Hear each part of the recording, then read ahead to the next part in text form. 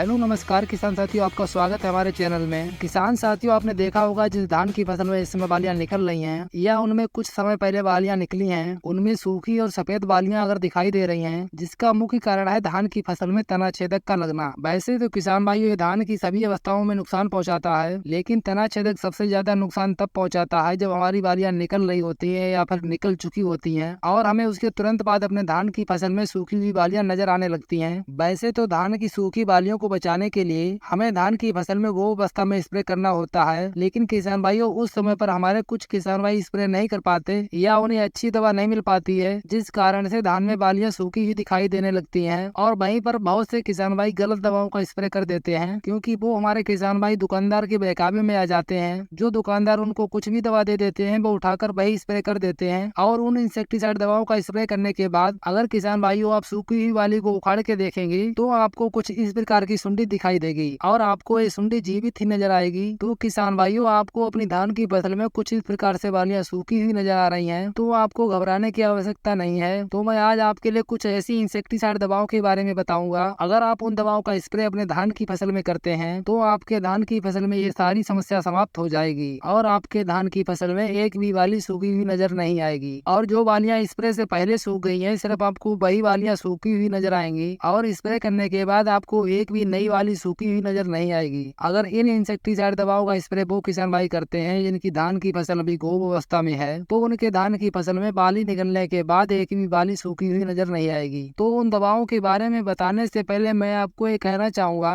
Video को like कर दें और ज्यादा से ज्यादा उन किसान भाइयों को शेयर करें जिन किसान भाइयों ने अभी तक हमारा चैनल सब्सक्राइब नहीं किया है। और ये वीडियो आप कहाँ से देख रहे हैं कमेंट में जरूर बताइए। तो किसान भाइयों, आज मैं आपको ऐसी 3-4 इंसेक्टिसाइड दवाओं के बारे में बताऊंगा। इनमें से अगर आप कोई भी एक इंसेक्टिसाइड दवा का प्रयोग अपने धान की फसल में करते हैं तो आपके धान की फसल में तना छेदक की 100% रोकथाम हो जाएगी। लेकिन मैं आपको जिन इंसेक्टिसाइड दवाओं के बारे में बताऊंगा उनका प्राइस थोड़ा महंगा जरूर है, लेकिन किसान भाइयों वो अपने आप में नंबर 1 दवाएं हैं। जैसा कि आप लोग किसान भाई देख पा रहे हैं, नंबर पर हमने जो ली है सिजेंटा की इंसिपियो। अगर किसान भाइयों इसके टेक्निकल की बात करें तो इसमें आपको सिर्फ एक ही टेक्निकल देखने को मिलेगा और इसमें जो टेक्निकल आता है उसका नाम है आइसोसाइक्लोसीरम 18.1% एससी फॉर्म में होता है, जो कि अभी तक किसी और कंपनी के पास नहीं है। तो किसान भाइयों, बात करें इंसिपियो के डोज की और प्राइस की, तो इसकी जो आपको मात्रा लेनी है 120 ml प्रति एकड़ के हिसाब से लेनी है। और बात कर लेते हैं इसकी प्राइस की, तो आपको ये मार्केट प्राइस में 1350 रुपए का पड़ेगा। और दूसरे नंबर पर जो हमने दवा ली है वो है बायर की गायगो। और अगर हम टेक्निकल की बात करें तो इसके अंदर भी आपको एक ही टेक्निकल देखने को मिलेगा। इसमें जो टेक्निकल आता है टेट्रानिलीप्रोल 18% एससी फॉर्मुलेशन में होता है और इसमें कॉन्टैक्ट एंड स्टमक एक्शन भी पाया जाता है। और इसकी हम डोज की बात करें 1 एकड़ में तो आपको 120 ml प्रति एकड़ के हिसाब से लेनी है। अगर हम इसके प्राइस की बात करें तो आपको 1000 के आसपास मार्केट में मिल जाएगी। तीसरे नंबर पर भी हमने बायर के इंसेक्टिसाइड को ही रखा है जिसका नाम है फेम। अगर टेक्निकल की बात करें तो किसान भाइयों, आपको इसके अंदर भी एक ही टेक्निकल देखने को मिलेगा और इसमें जो टेक्निकल होता है फ्लुएंडामाइड 39.35% WW फार्मूलेशन में होता है, जो कि अपने आप में एक शानदार टेक्निकल है। और अब हम जान लेते हैं कि 1 एकड़ में इसकी डोज या मात्रा कितनी रहेगी। तो इसकी मात्रा जो आपको लेनी है 50 ml प्रति एकड़ के हिसाब से लेनी है। और किसान साथियों, इसका जो 1 एकड़ में खर्च आएगा वो करीब 700 से 800 रुपए तक आएगा। तो अगर किसान भाइयों तना छेदक आपकी फसल में बहुत ज्यादा तादाद में है तो आप तीनों दवाओं में से कोई भी एक कीटनाशक का अवश्य अपने फसल में स्प्रे कर दें, जिससे कि आप अपनी धान की फसल को तना छेदक से बचा सके। तो उम्मीद करते हैं किसान भाइयों मेरे द्वारा दी गई जानकारी आपको अच्छी लगी होगी। अगर आप कोई और जानकारी चाहते हैं तो कमेंट में पूछ सकते हैं और हम आपसे जल्द ही संपर्क करेंगे।